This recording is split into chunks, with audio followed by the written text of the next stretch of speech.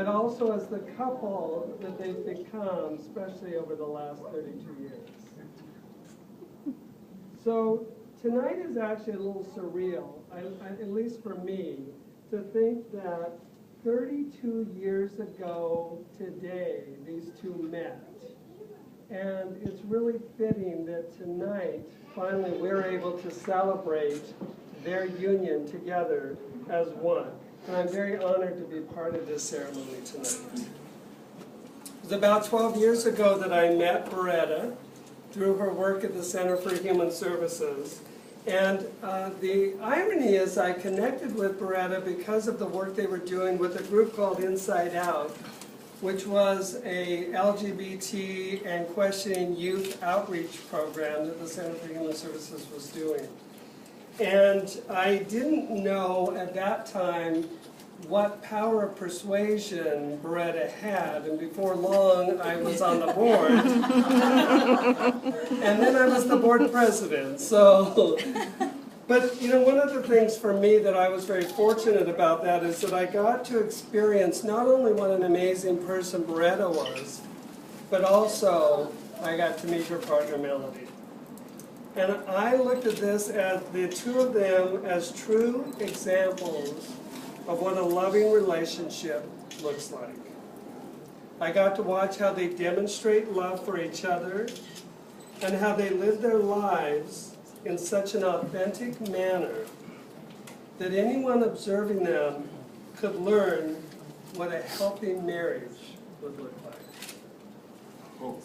For Beratta and Melody, today symbolizes a celebration not only of their love, but of a hard and long-fought battle for equality.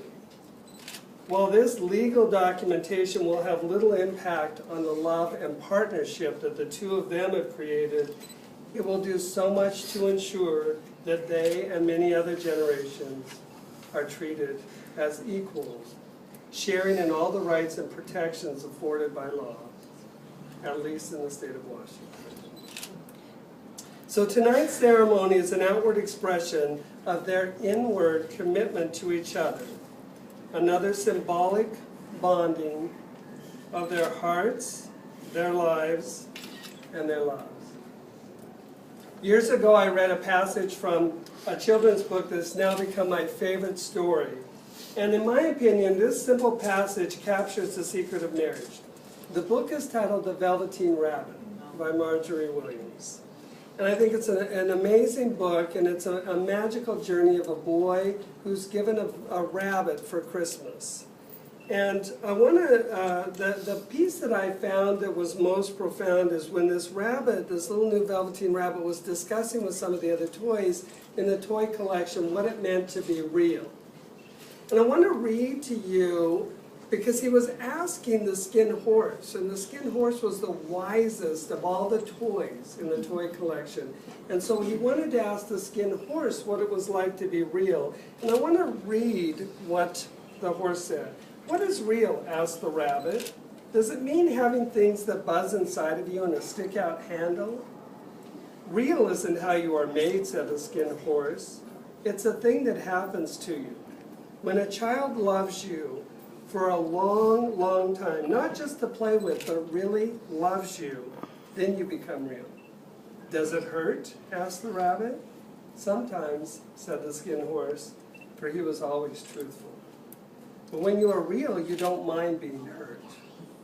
"Does it happen all at once, like being wound up?" he asked, "or bit by bit?" "It doesn't happen all at once," said the skin horse. "You become. And it takes a long time. And that's why it doesn't often happen to people who break easily, or who have sharp edges, or have to be carefully kept. Generally, by the time you're real, most of your hair's been lopped off, your eyes drop out, and you get loose in the joints, and very shabby. But these things don't matter at all, because once you're real, you can't be ugly, except to people who don't understand. The commitment that you're making here tonight is about becoming even more real.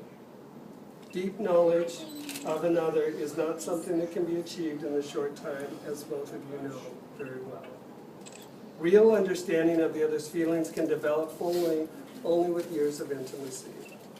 Then it becomes possible not only to share the joys and successes, but also the burdens of sorrows and failures. And as the years progress, you're more than likely going to see some hair lopped off, some joints get a little shabby, and probably some aching along the way. But to be known in this way is a priceless thing, because such understanding and acceptance makes it easier to live with a profound intimacy. It can and must enhance the individual strength of each one of you. So you must give yourself in love, but you must not give yourselves away. My hope is that you'll heed the wisdom of the skin horse and remember through all of this you can't be ugly. Beratta and Melody have chosen to write their vows, and they're going to read their vows to each other.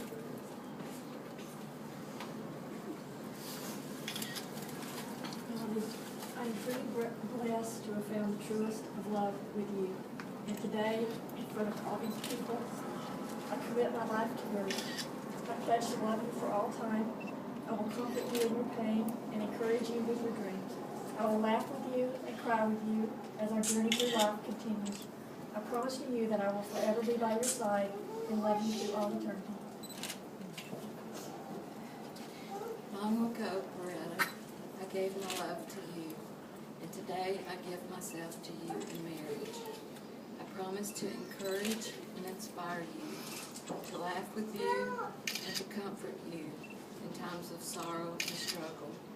I promise to love you in good times and in bad, when life seems easy and when it seems hard, when our love is simple and when it is not. I promise to cherish you and to always hold you in highest regard. These things I give to you today and all the days of our life.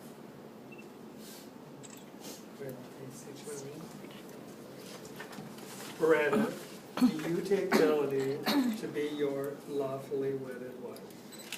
Betcha. And Melody, do you take Beratta to be your lawfully wedded wife? Absolutely. Kelby is going to share a poem. Would you like to share it? Okay. I'm Kelby.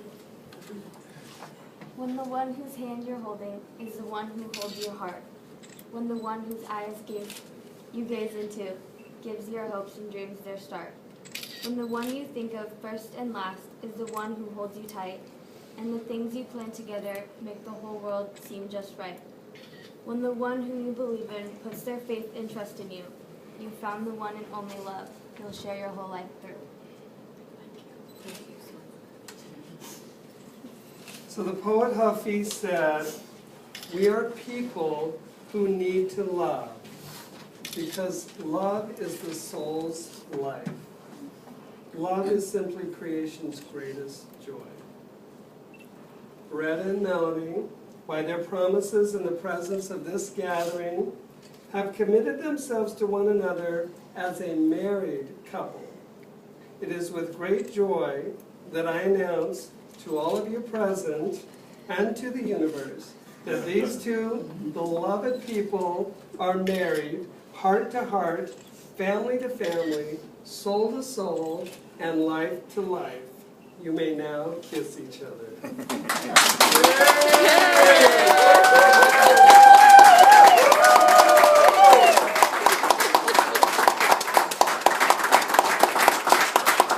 So, ladies and gentlemen, it is my pleasure